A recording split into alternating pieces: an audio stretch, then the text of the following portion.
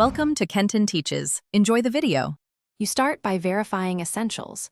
Confirm the bot account, copy its API token, and grant send messages and manage roles. Next, pick the target channel where new members will see the message. This speeds testing. Create a concise welcome template using variables like user and server so messages personalize automatically. Once done, save the template to the bot dashboard and run an initial send test to confirm permissions and formatting. This avoids surprises later when many members join. Once the template is ready, configure the bot's logic. You set triggers for member join events and optionally delay the message to allow role assignment first. Use conditionals to exclude bots, detect join source, or deliver language-specific variants so messages stay relevant. Then enhance the content with one image, emojis, and a rules link to guide new members.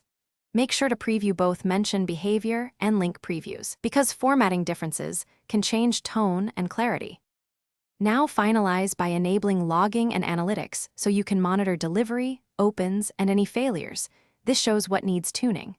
Test the welcome flow with accounts that have different roles and languages and adjust copy or timing based on results. Once live, watch for soft failures, rate limits, or formatting breaks.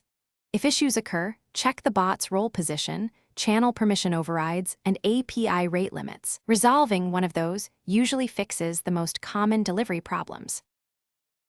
Thanks for watching. Please subscribe if this video was helpful.